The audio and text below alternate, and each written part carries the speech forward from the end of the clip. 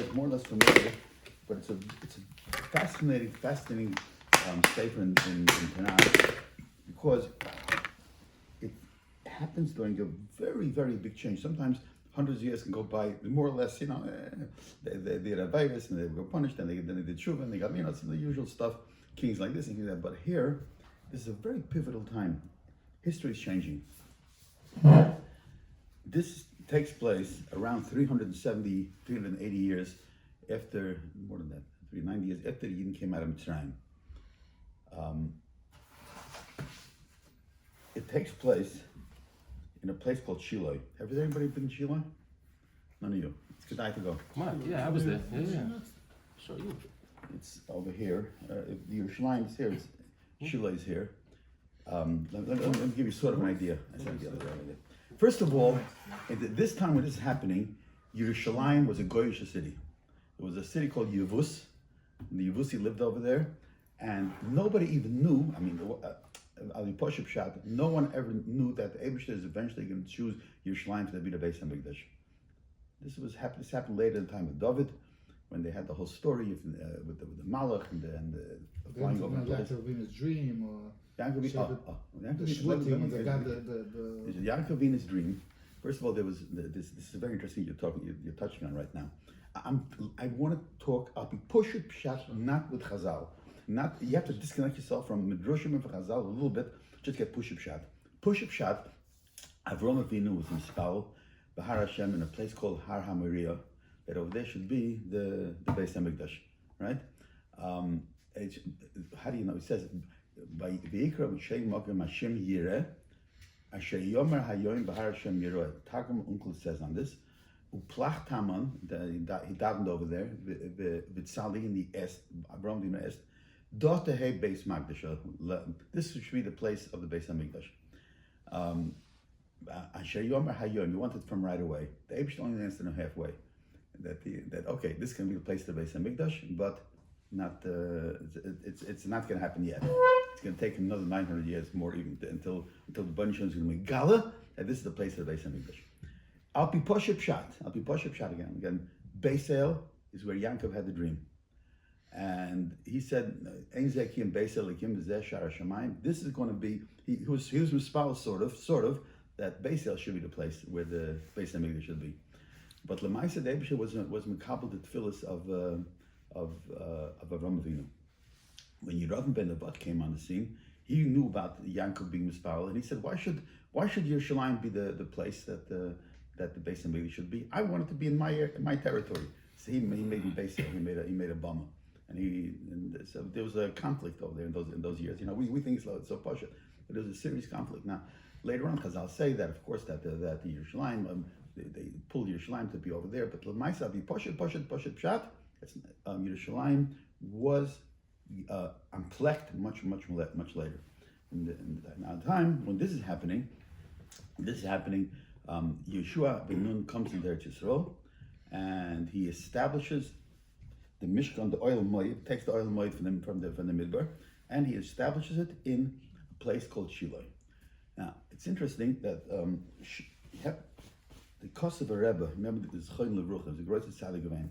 The Kosovo Rebbe used to go every year, sometimes even a few times a year, to Shiloh to daven. It's a mokum that's mokum shespavul boy aboisai, and Tfilis is makabel gevarn dorten. It's a place where Eluzar ben Nahar and Akoin and dorten gemacher and kabunas.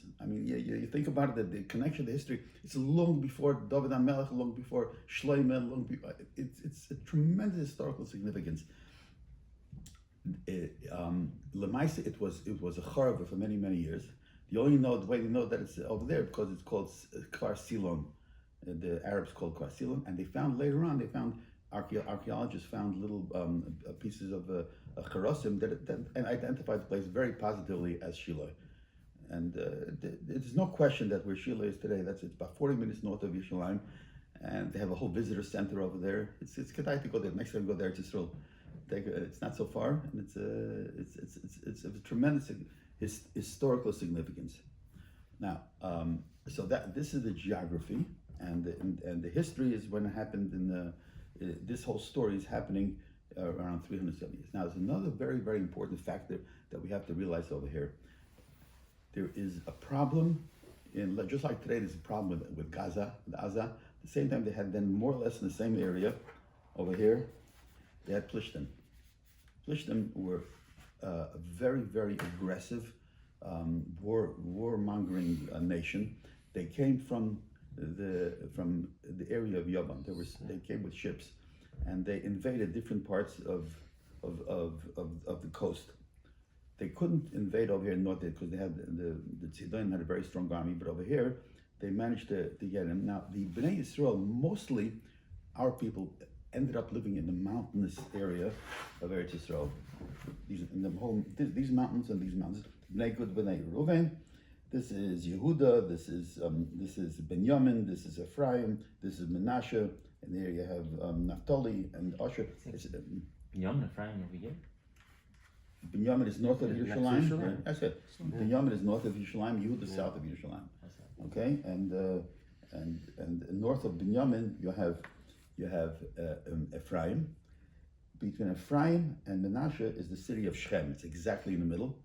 It sort of straddles the border between Ephraim. Shiloh is straight in the heart of Ephraim. And then the other Shvatim go more north, but the coastal areas were very sparsely inhabited by Yidden. Zvulun was all the way up here, and it says you've come over there. The land of Zvulun, you have the Har Carmel Bayom Yavai. That over there the mountains also go into. I don't know why this was that it says that the Yidden sort of liked to live in mountainous areas and not by the beaches, by Salinish. They liked that's what they went. They preferred the Catskills and not Miami. They went to, I don't know, safety. Maybe because they're Plishtim, maybe because it's a hard. It's easier to defend. It's easier to defend mountains. Okay. Now, it's interesting. Before we talk about Shiloh, I wanted to quote a pasuk in Shoftim. Here it says, after Plegish Begiva, the story of Plegish Begiva, the Bnei Yisrael more or less made genocide on Shevet and Binyamin. They left over only about a few hundred people, and they felt very bad about it. So they volunteered their daughters that they should go out and marry them, and they should be able to rebuild it. So they went out to Shiloh, where there was an area where they grew grapes, and the Bnei Yisrael went out they danced in the krumim, and the men picked of Binyamin picked from these women, and they rebuilt Shevet Binyamin. Now, I want you to listen to this pasuk. Ve'yoimru, and they said, the Shvatim said, listen to this. Hine Chag Hashem b'Shiloi miyamim yamima. There's a yearly Yom Tov in Shiloh. Okay, Hashem. Listen to this, because you have to listen next to the word. Hashem mitzvayna leBeisel. It's north of Beisel. Mizracha Shemesh leMesila. It's east of the road. The ha'olam miBeisel Shechema. They go from Beisel to Shechem. We negev leLevina, and south of a city called Levina. Why in the world would the Tanakh give you a roadmap like this? You don't find this anywhere else. Could anybody think why? It's an interesting question. To pinpoint exactly where it is. Huh? Why do you have to tell you where? Would you say where Borough Park is? Would you say where it must have been significant. It's not full of sand where it's not sand. No. You don't see it all over? In the middle of No, one. you don't see it all over? The Tanakh says that? No. Where things are? Adrab, show me where. But such a detailed roadmap. What's going on over here? It's in Shoftim. This thing. So a lot of the Mefarshim want to say that the Gemara in Bava Basra says that who wrote Sefer Shoftim and Sefer Shoftim. Shmuel HaNavi was one that wrote Sefer Shoftim, and at the time when Shmuel wrote it, Shiloh was Charav already. And it was we're going to see later on that Shiloh was destroyed probably by the Plishtim, although it doesn't say Beferish, and they had to give if you want to describe where Shiloh is, you had to describe it because it was an empty city. It was a Charav. Okay. Later on, we find in Chazal already that it was not only Chazal, but the story of Gedaliah ben Achikam. Gedaliah ben Achikam, what happened over there? They had people bringing. They didn't know that people from the north didn't know that the Beis Mikdash was destroyed, and they came bringing karbanos to the Beis Mikdash, and they were killed anyway. But where did they come from? They came from Shilai. And you have the famous Navi Achia Hashilaini came from Shilai. So it was resettled later on. We're not exactly sure when, but at least 100 years later. But it was in the time of Shmuel. It was a charab. It was unknown. It was just an empty place. Now the Plishtim were very aggressive, like I mentioned before. They came in over here. They landed over here, and they started building the cities. Ashdod, Ekron. This is not in the time of Avraham Avinu. Although some kind of that it's a Melech Geror and the Plishtim. There were two waves of, but this is not clear. But Lamaisa, they were very aggressive. In the time of Avraham, they made a bris, but later on they broke it, and they started spreading, and they started attacking the Eden. They had another thing also. We're going to come later. We're going to see a very interesting pasuk that shows that the Plishtim were experts in developing metals, making swords and the machreshas, even plows, that the Yidden did not know how to do. They were technologically advanced. Okay, and they fought their way all the way in. Shol HaMelech was killed where? In Har Gilboa, all the way over here, Kimat by the Kinneret. You're familiar with the map of Eretz Yisrael. This is very, very deep in Eretz Yisrael. The Plishtim managed to penetrate over here. They were fighting in Eretz Yehuda. In one of the wars that David had with the Plishtim was in a place called Emek Rephaim. You know what Emek Rephaim is? Emek Rephaim is south of Yerushalayim. Deep in, you're talking about almost by Beis Lechem. The Plishtim really penetrated very much. They were a very strong force until, that's why one of the reasons that the Yidden said, we want to have a melech. They came to Shmuel because they felt that because the Plishtim had the concept of divide and conquer. They used to attack each Shevet separately. And the Yidden said, let's get together. Let's make a United States of Eretz Yisrael, and we'll be able to effectively fight the Plishtim. That's why they got together, and that's why they joined. They were Asimalan and Melech. They wanted to have some Kachol Agoyim. But actually, the main reason to be able to fight the Plishtim. And that's when they had a melech, and that's when they got established. But it was Shol HaMelech that began to really make a counteroffensive, and David HaMelech really succeeded in routing the Plishtim for good, and pushing them back to where they belonged, all the way down over here. We don't find the Yidden actually settling, driving the Plishtim all the way up. Oh, you made it there. Yeah. We don't find David HaMelech the Bnei Yisrael actually routing the Plishtim completely.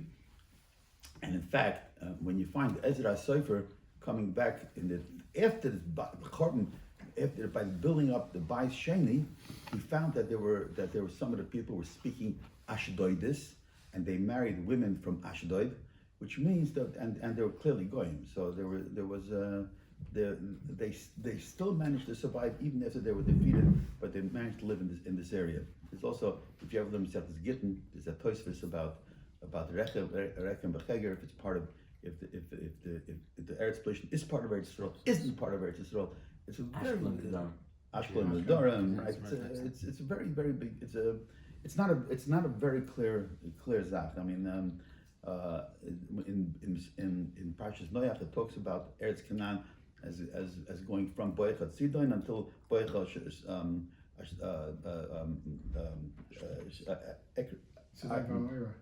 till V'chatzerim have Yatan Ba'aza ad Rafiach, right? That's a Targum Onkelos. So this is the background of what's going on over here. Now, this Yontif, by the way, that I mentioned before, in Chag Hashem Shilai, Chazal say that this Yontif is Chamish Asar B'Av. Chamish Asar B'Av is one of the few Yom Tovim that it's not mentioned clearly in the Torah, but it stems back not from the time when the Yidden were in the Midbar, or maybe right after. It's Shidru Shvatim Lava Zeh B'Zeh. It's a very, very old Yontif, and it was sort of it wasn't mechiv of Aliyah Beregel, but some people did it anyway.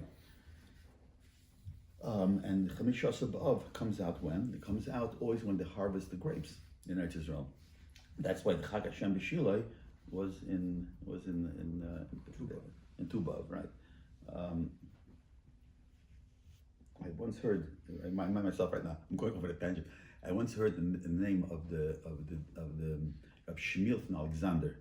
He was from the Gedolei Hasidus. So he says that Gemara says, "Lo hoyu yom tovim b'Yisrael ke chamisha asabav ke yom kippurim."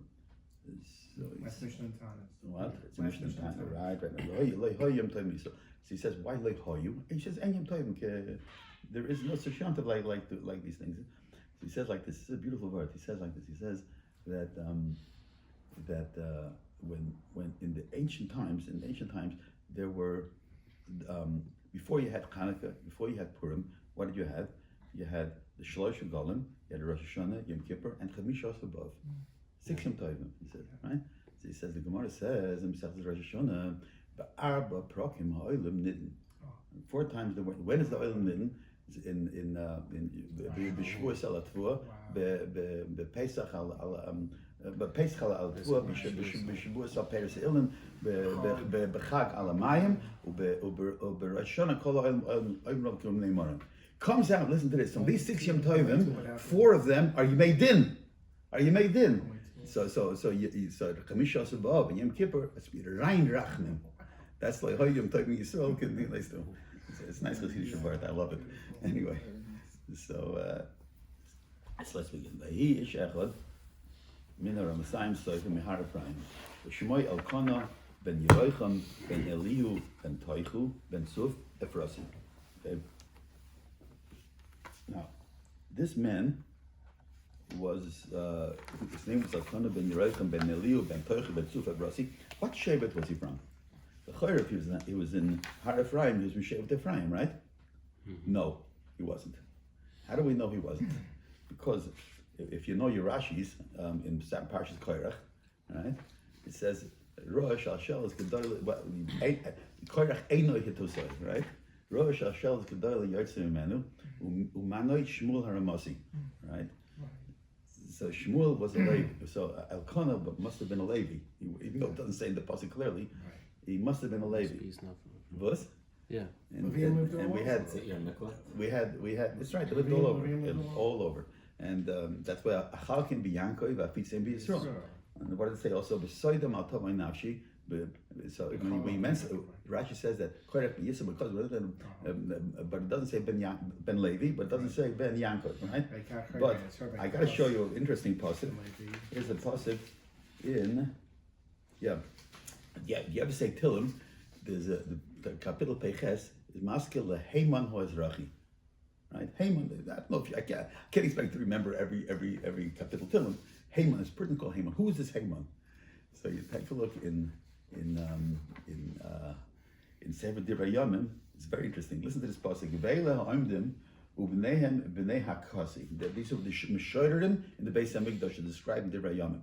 It says Haman HaMeshoirer, Ben Yoel, Ben Shmuel, Ben Elkanah, Ben Yerocham, Ben Eliel, Ben Toyach, Ben Suf, Ben Elkanah, second Elkanah, Ben Machas, Ben Amosai, Ben Elkanah, Ben Yoel, Ben Azariah, Ben Svanya, Ben Tachas, Ben Aser, Ben Eliosaf, Ben Koirach, Ben Yitzhar, Ben Kahos, Ben Levi, Ben Yisrael. But here, Yaakov Avinu is mentioned. Why? Because you're talking about a good person. So that's Rashi says when he talks about Koirach, he doesn't beside Matov Nafshi. But when he talks about Haman, he said you should mention my name. Interesting, no? Yeah. Wow. Okay. It brings it out. It brings it out very, very strongly. And what's the word Ephrasim mean? Now, this is a very interesting thing. It's a big bikuach among the Mefarshim. But derech Ephras hi beis lochem, right? Ephras sounds like Ephraim. Is it Ephraim? Isn't it Ephraim?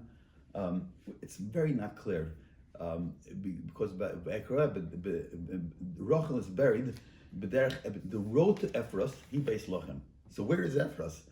Nobody knows. Some hold that the word Ephrasi means a choshev person. It's he was a nobleman. It's Ben Poiras Yosef, Ben Poiras Ali Oyen. It means it's very not clear. It's a big machlokes of what the word Ephrasi means. But anyway, the loy shtei noshim. This Elkanah had 2 noshim. Shem achas Chana, Shem Hashem is Penina. One is called Chana, which means like Chen. It's got V'Shem Hashem is Penina. Penina is Rochak me Penina Michra. Penina is rubies, as I look in the belt. It's a kind of also a gem. Vayhi leFenina Yeladim Chana and Yeladim. Okay. V'Olah ha'ishahu me'ira in Yamim Yemima. You can see a lot of times, by the way, in these Pesukim, he says something, then he goes back to fill in later what he left out before. It's a little bit zigzaggy, the Pesukim, but you'll see later what I mean. V'Olah ha'ishahu me'ira in Yamim Yemima lishtachvois lisboyach l'Hashem tzavois b'shilai. Interesting, we have this word Yom Yemima before with Shilai, right?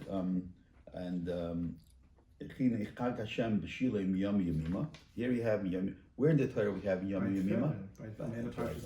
Right. Yom, you say Yom Yemima l'chayra. Pashat Pshat means every year, once a year. Yom Yemel Melch Toisev. It's Yom. It could mean days. It could mean years. Right, so he says, over here it means, here it clearly means years. It's not going to go up every single day. But over there, the Torah is talking about the avodah hazois b'chodesh hazeh, which is the avodah of the Korban Pesach, and also matzahs and not eating chametz. The Chorah goes on that. However, Chazal also darshan Yom also mean days, so that we know that we put on tefillin every day. And b'yom l'balayla, a lot of halachas we learn from this word b'yom yemim, because it's a play on the words. It could mean like this, it could mean like that. But it's interesting how this yom yemim is so tied into Shilai, right? So this man went up yom yemim. What? By Shilai it says. Yeah, it's before you came in. Here, look at this pasuk. This is in the Shoftim. Yeah. So he says, Yom Yemima, Lishtachvois, Lisboyach, Ladoino Itzvois, B'Shiloi, V'Sham Shnei B'rei Eli Chofni Upinchas Kehanim Lashem. Now, this is a very interesting pasuk. Let me. He went up from his city, Yom Yemima, Lishtachvois, Lisboyach Hashem. L'chayra, if this is talking about Chamishas above, in other words, he went up besides the Shalosh Regalim, which he had to go up. He also had a minig that he would go up. Why? Because Chag Hashem B'Shilai. There was a special Chag of Hashem B'Shilai. So he would go up over there, and once he was doing it, now the Mefarshim stop on something. He said L'Shtachvois L'Zboyach L'Hashem. Why doesn't it say L'Zboyach L'Shtachvois? Because it seems the Shtachavoah is even a bigger thing than being Makro Karbanis. It's a very big thing. The Gemara talks about the Shlosh Eser Shtachavois that were on the Harabayas.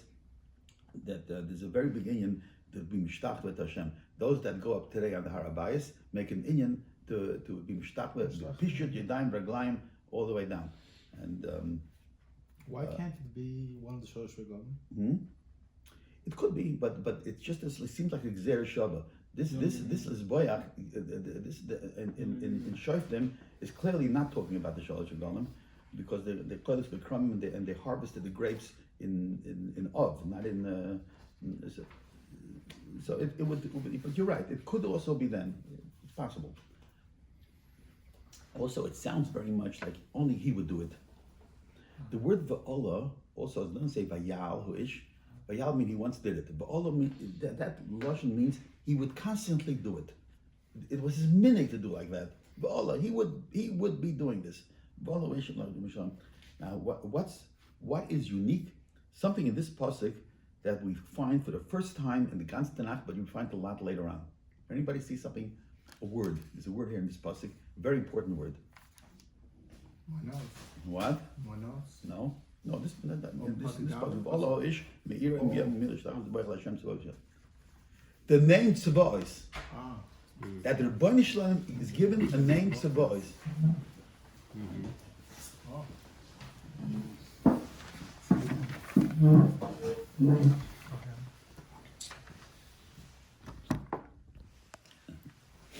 How are you? Out on the bris. So now I want to point out something. Look at this. The Shem Havaya, Havaya Tzavois. If you would say, a lot of people want to tie that. What does the name Tzavois mean? Essentially, the Rebbeinu Shalom's name Tzavois. It's very hard to understand. So it's Tzavoah Hashemayim L'Shtam L'Chom Shtachim, right? He says, "Kol Hashemayim Shtach." You're not supposed to worship these. Does Tzavos appear in the Torah? What? Does Tzavos No, appear? it says the word tzava does. Right. In Vaitseisi, it's Tzivoisai as Bnei Right. Yisrael Me'eretz Not Mitzrayim. right. Tzava means the army, all right? Yotzei Tzava B'Yisrael. Right. It means the army. It means a very large grouping, very organized grouping, a large. Tzivois sort of probably means the leader of all the either all the constellations of the heavens, or it could mean the of all the Tzivois B'nei Yisrael, because a lot of times it says Hashem Elokei Tzivois, right? Elokei Tzivois means the God of the Tzivois, and it could be that this is a short version of it. La Hashem Tzivois means La Hashem Elokei Tzivois, because if it means just the leader of all the Tzivois, it should have said Adonai Aleph Dal Nun Yud. The master of the Tzivois. It doesn't say like that. Shem Havaya is the shame of the Rabbi Shalom. Yeah. Like I said last week, said Zeshmi Li'olim Zezichel Dar Dar. And Shem Havaya. Tzivois is a short version of Hashem Elokei HaTzivois. Which you find in a few places in Tillim especially. You find.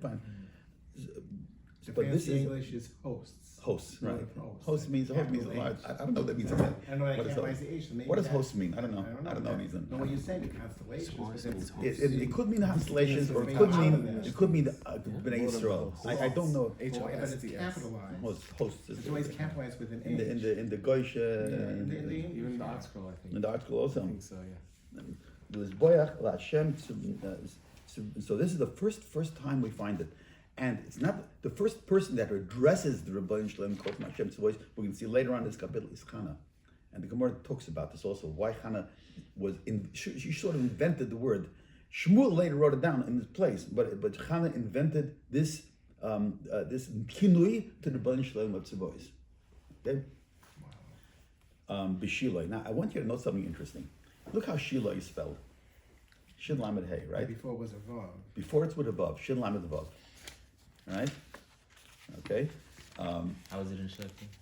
With a vav. With a vav. Shin Lamed Vav. Shin. There's all sorts of spellings. In the Torah, one time it says the word Shiloi, Ad Kiyavai Shiloi. Over there it's Shin Yud Lamed Hey. Never again in Gans Tanakh is it spelled Shin Yud Lamed Hey. However, in Gans Chazal, it's always spelled Shin Yud Lamed Hey. I don't know why. It's interesting. Today they write Shin What? Yud Lamed Hey. Shouldn't you lament it? Yeah. Gans Chazal, whatever's in Tanakh, it appears, and not in Tanakh, in Shas, in the Midrashim, everywhere, it's Shin Yud Lamed Hey. But that's the only time. And not only that, you want to know something? At Kiyava Shiloi v'Yolei Kashamin. What does it mean over there? There's 13 different pshotim on that pasuk. Only one of them says that has anything to do with the city of Shiloi. Targum calls it Mashiach. There's a lot of From the Brach of Yehuda. The Brach of Yehuda, Ad Kiyava Shiloi. Parshas Vayikra. Yeah, because the Nachla of Yehuda did not reach Shiloi. It ended long. I mentioned before, Shiloi is in the land of Ephraim, right in the middle, smack in the middle land of Ephraim. Below him, more south, is Binyamin, and below him is Yehuda. So Yehuda doesn't come close to Shiloi even. So you can't see Ad Kiyava Shiloi. So only one of the Marafarshim tries to make a doichik that maybe there was a ritzua going out of Yehuda and came. I don't know. It's very difficult. But nobody calls. But the fascinating thing is that Dafka, the place that come on, everybody agrees it does not mean the city of Shiloi. That spelling is used by Chazal all the time for Shiloi. Interesting. I have no explanation for this. When Chazal spoke, they didn't write it down. It was Reshav al-Ped, and later on somebody wrote it down. You have a point. Yeah, that's what he's saying. Possible. Yeah, he's saying so. You can't blame Chazal. It could be somebody started writing it hundreds of years later. Very good. And also Chazal are being mitzapeh for Mashiach. What? So that Chazal are referencing. Yeah, the but when first they times I'm written talking in the about the Torah. Mishkan Shiloh, Zevachim, and Brachas. The place the Shiloh is mentioned many times in Chazal, but as But the it's city cool, Shiloh. they're being mitzapeh. Chazal writing in Gulas. Yeah, I don't know. Wherever they are, it's in Gulas. Anyway, so the Shiloh, the Sham Shnei Bnei Eli, Chofni uPinchas Kohanim Hashem. Now, Pinchas. What do you notice about Pinchas over here? What's strange about it? No Yid. Pinchas in the Torah is always spelled with a Yud. Always spelled with a Yud. I'll tell you something very interesting. You might throw stones at me when I tell you this, but Pinchas is not a Jewish name. Pinchas means nothing in Lashon Kodesh. You mean like Moshe? Like Moshe is not a Jewish name either, right? It's true. I'll come back to it in a minute. But anyway, there's a fellow called Aryeh Kaplan. I don't know if you heard of him. He was Charan Levruch. He lived in Borough Park over here. He was a genius. He made a translation of the Kol Torah Kula called Living Torah, which is a masterpiece. Better than Arskol, better than everybody. It's fantastic. He did, one of the things he did, he wasn't lazy. He went ahead and he learned all the ancient languages to understand things in the Torah.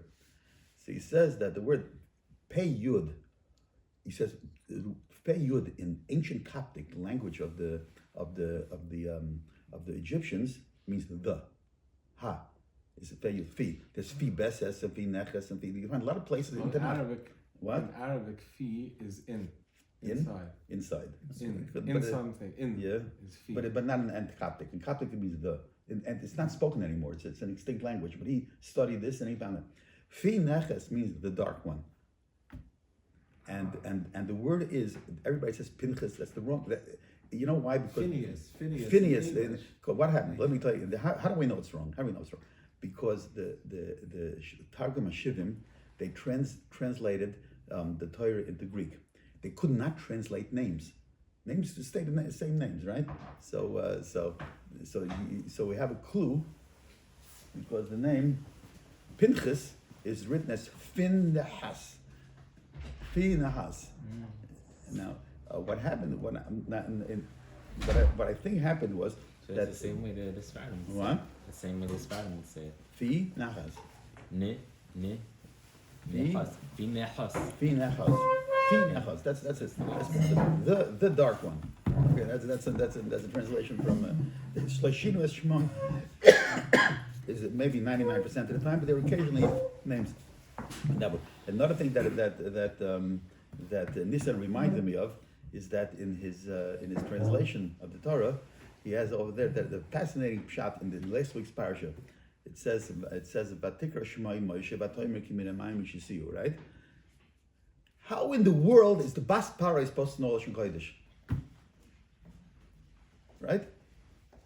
How does she know Lashon Kodesh? Min Hamayim Yishisiu. So he says that he studied also in ancient Coptic, and he found that the word Moshe means son, a ben, son. But she brought him home. But Yigdal, Vatikra Bas Parah Vatikra Shmoi Moshe. She called him Moshe. She called him son. This is my son, Junior. This is my Sonny, son. And people said, "What are you? He's not your son." So she said, "No. Vatoimer." She said in Coptic. She said, "I pulled him out of the water. I saved his life. He's mine." Okay. Now listen to this. Listen to this carefully. What he's saying. He's saying the Torah is playing on the words over here. There's a common places that you find. So I'm not going to go into the many places that Torah plays on words. She said the word mishisihu you don't find anywhere else. It's an extremely rare word. She should have. The Torah should have kiminamayim hitzaltihu, kiminamayim mishachtihu. So the Torah is playing on the words. The Torah is translating what she said in Coptic, in ancient Egyptian. Something I took him out of because I saved him from the water. But the Torah is using the word, a rare word, mishisihu, because it sounds like Moshe. It sounds like son. Excellent. What do you say to that? Now I am so. I never quite heard it this way from you. Thank you. Yeah, it's a more mamish. You see the truth in this, and you have a genius like this. Rabbi Kaplan, Zechron Levracha, he was something special. I mean, he wasn't lazy. He had explanations on the name Poitifar, the name of Sons Banech. It's a whole. He's really one of the greatest contributors to Jewish knowledge. Was this man? In Dutch, Moshe means a girl. In Dutch? Yeah. I didn't know this. Yeah. About a girl's Moshe means a girl. Moshe or Moses? Moshe is a girl. Yeah. The sound. That's Moshe the or word Misha? for girl. That's Or what Misha? Well, No, not one thing Moshe, is sure, the Moshe. Bas Paroi did not speak In Dutch, Dutch. spoken in Holland. In Belgium, yeah. In She did not speak Dutch, Bas Paroi. That's for sure. No, but it's No, that's Spanish. child. Yeah, very important. Yeah. What's very important? That's it. No, it's- Languages are related, so a lot of times you see Yeah, something right. on language. But it means Right. in You can see a ancient Coptic connection. it means a son. It's a example. They have one of the paros is called Thut Moshe, Thutmos, but it's written Thut. That means the son of Thut. Thut was one of the Avodah Zarahs. Okay, so the name it means what it means, Anyway, so I got distracted talking about Pinchas. But here, Pinchas is spelled without a yud. Why? Because over the 300 years, the Yidden living in Eretz Yisrael got disconnected from Egyptian. So they said, okay, you put a chirik under the pay. It's the same, not finech, it says Pinchas, whatever. And in Chazal also, there's a Rav Pinchas, he was a Talmud of Rav Ashi, mentioned a few places, also every time without a yud. Every time without a yud. My Shver's name was Pinchas Gross. He spelled it without a yud. I have an animal that's named after him, and my son insists on spelling it with a yud. The first time Pinchas appears, Pinchas ben Elazar Zahar and the Kohen, the yud is a yud zira. You know that? I don't know why, but it's the way it is. Anyway, it's an interesting side note. Vayhi Hayoim. This was the day they were up there in Shiloh. Vayisbach Elkana. By the way, Shiloh is not up. Interesting. Shiloh is not on top of a mountain. Like the base of Mikdash is it's in a valley. Yeah. It's in a valley surrounded by mountains. Surrounded by mountains. When you're in Midbar Yehuda, you can see it. No? No? Sorry, not Midbar No Yehuda. way. Outside of Yerushalayim, when you go there, the jeeping, they show you where Shiloh is. That direction. You can't see over the mountains. The mountain is surrounded by mountains. No, but they saw you. Over there is Shiloh. They tell you. And it's down. It's down. Yeah, it's down. It's behind the mountains. That's supposedly a place where you can stand where that's supposedly where the Mishkan was. Yeah. There's a place up there, but not 100% that's where the Mishkan was. Say they found the bones, all of them kavunas. They found On one well, side of the not mountain. Dafka. Yeah, They found they different, found, but that's in the Abel. It's another whole discussion. But anyway, what they did find. This is a fascinating thing. The Gemara in Zevachim Daf Kuf Yud talks about where you could be makriv, where you could eat kachim in Yerushalayim. So everybody knows you can only eat b'chol ir, right? Kachim kalim, or the korban pesach. You can eat only within the walls of Yerushalayim, right? But he says b'shiloi is b'chol haraya, which means you can go on a mountain. Don't forget, Shiloi is in a valley and there's mountains around. You can go in the mountains around it, and as long as you see the Mishkan Shiloi, you can eat the karbanis over there. When then? Not Then, of course, no. When they had for the Mishkan Shiloi stood for 369 years. Mishkan Shiloi stood for 369 years, and Yidden kept coming up over there and Magen Karbanis. So the fascinating thing is, if you walk around, you should go visit Shiloi. If you walk around there or in the mountains all around, you'll just go wherever you look on the ground, you see little pieces of pottery all over the place. But if you go over the mountain a little bit, where you don't see shilling, but you don't see any pottery. You know why? The niva from kavunas. Exactly. The Gemara, it's a fair shahala, a posik that that the kalim that absorb the flavor of kabanis, you have to smash. You can. So pottery was today had disposable plastic, right? Then the disposable was pottery. Pottery was very cheap. Klicheres, yeah. As opposed to Klicheres. clays. It could go klicheres, as opposed to matches, it cost everything else. So people would take a cheap pottery klicheres. They would take the karbanis up to wherever they were. Kol Aryeh, they would eat the karbanis, and they would take and smash it on the spot and put it in the ground. Until today, you can find little pieces of pottery. I have some pottery at home that I picked up from over there. It has absorbed in the top of karbanis. So next time you go to Eretz Yisrael, you gotta visit Shiloh. It's very bad, and also tefillas and everything. I just mentioned before that the Kosovo Rabbi used to go out there to Shiloh to daven over there. It's a place where tefillas are answered. Anyway. This idea about something within inside, you have in the Perek Universal Arrival in Masechta Talmud about everywhere that was within hearing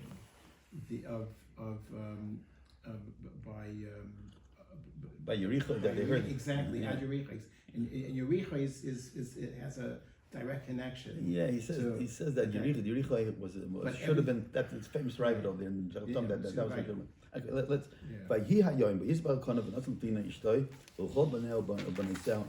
He gave them portions. We send shalach manos, right? Manos is a preparation of food. Usually something you have of food. Ulchana yitain mana achas apoyim. He gave Chana. Now, what this means is not very clear. What is mana achas apoyim? Poshup shot that everybody asked somebody. It sounds like he gave her a double portion, right? Although you should have said Shtei manos. or manasayim or something like that. Achas apoim. What? This is mun achas apoim. And mochachas apoim. What does that point mean? Two. It's now not according to everybody. Rasha says it was the best portion. The best portion. No, some says that it's the best portion, and some hold also. This is very interesting. That that af is a face, a nose, right? He said, "Mon achas hapoyim" means that everybody gave what he said, but the achana sat down and he looked at her when he was eating. So, like he gave her special attention. FaceTime. FaceTime, exactly. he gave her very good. He gave her special attention, right? So and ki es Chana ohev, because he liked Chana. Vashem sogarachma. What does it sound like, the story? Like Shem sogarachma, and he liked her more, but she couldn't have children. Right, exactly. It sounds like Rachel. There's a lot of similarities over here, and the chiasato tzorosa gam kas, and her tzora. Then here's the first time we find that this is called litzor. I don't know gal litzor, but if you learn Masechta Yevamos, you know what a tzora is, right? That's a second wife, because the concept is that they're very jealous of each other. If you have multiple wives, and there's a lot of bickering and fighting. Everybody wants the attention of the husband and wants to be a favorite wife, and there's a lot of bitterness. And she used to kneel her, and she was not very nice, Penina. She used to make fun of her and everything, because she felt jealous, partial jealousy. Gamkas ba'avur harima. I'm going to come to that fact in a second. Harima is again a lotion of anger. They bring down as a pasuk in Yecheskel that Ramim kisogra Hashem bi'ad rachma, because repeating again that she didn't have any children. Now, a lot of the Mefarshim say that Penina meant well. The Gemara says that also. Penina meant well. That's what. He made her angry. So she should be upset. She should daven, because the Baruch Hashem listens to the tefillah of the cholim more than any other tefillahs. The person he feels the pain.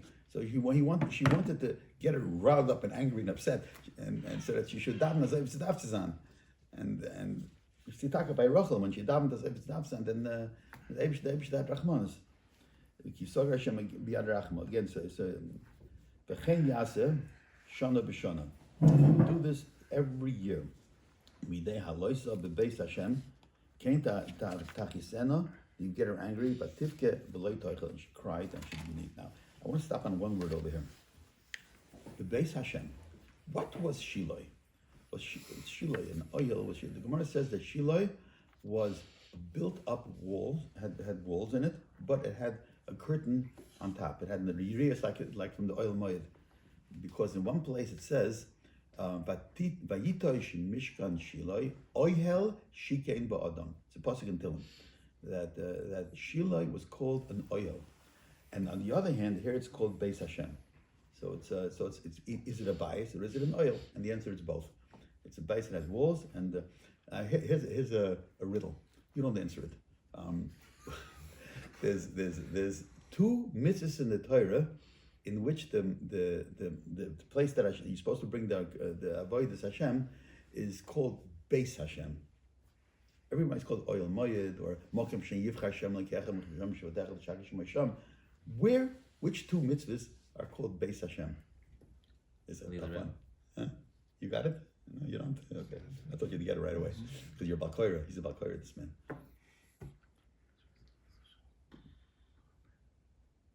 Beis Elokim, not Beis Hashem. A mitzvah, the Taryag mitzvahs. Beis Elokim. Two the Taryag mitzvahs. Beis Hashem. Esnan Zaina. Excellent.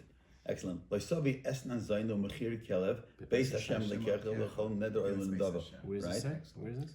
In Kiseitze. Yeah. Loisavi esnan zainu umechir kelev Beis Hashem lekechel lechol neder lechol dava. Right? Yes. And there's one more mitzvah that's called Beis Hashem. This is just a little bit fun, a little bit trivia. Let's get.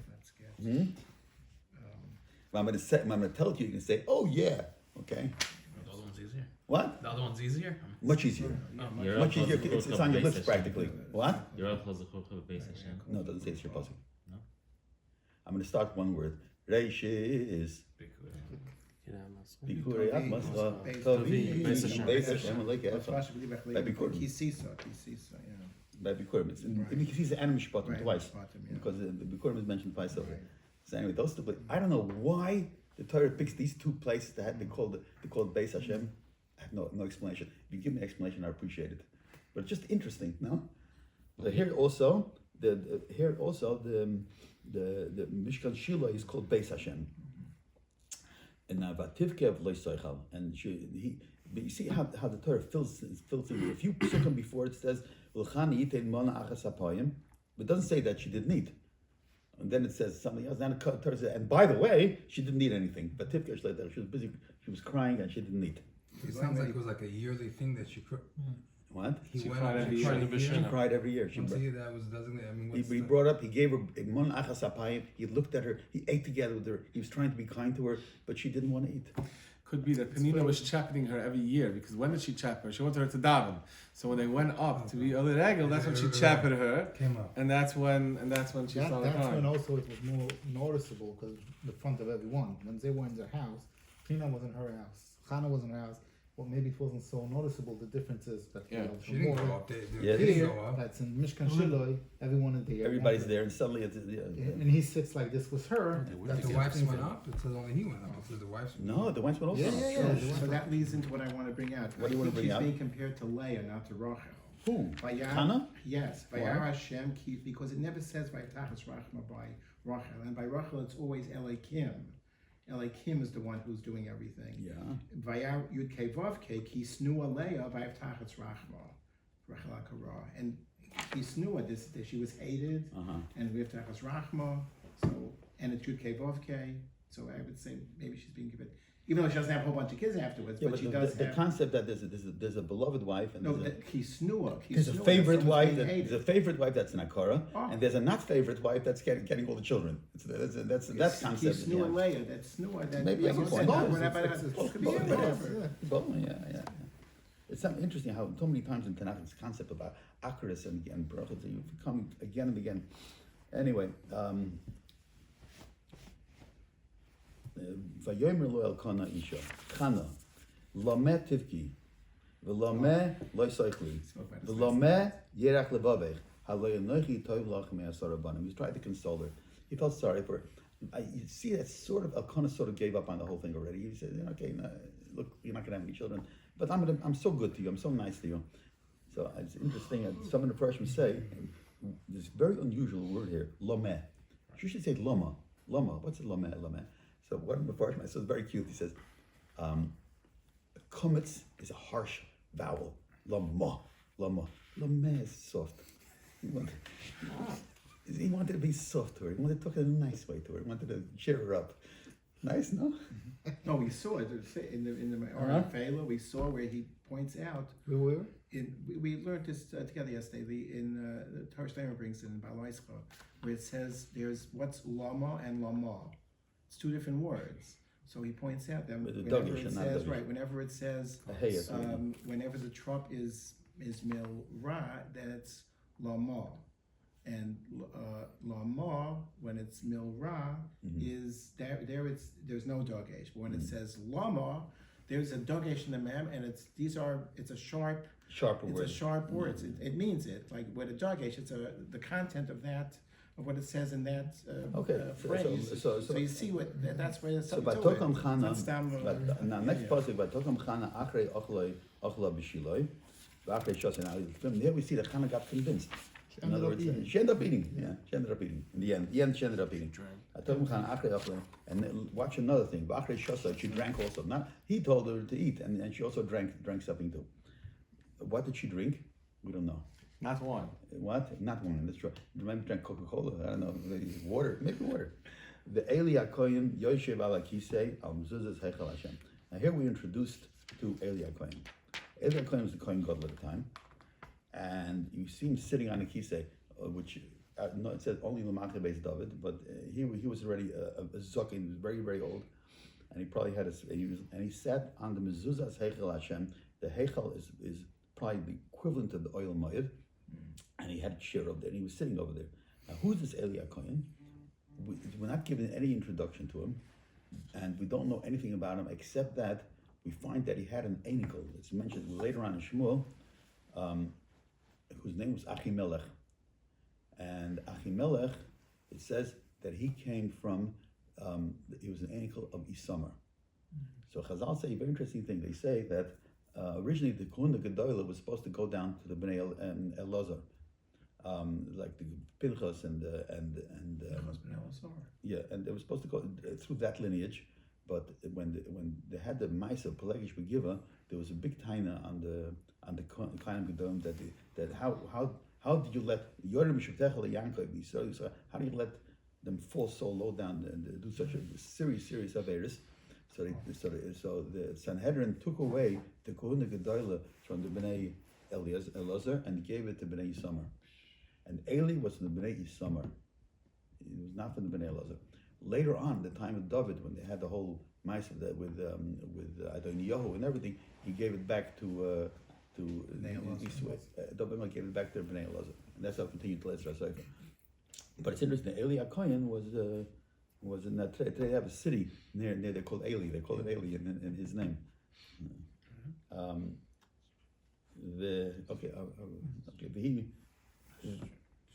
I'll stop over here because I just want to say an interesting thing.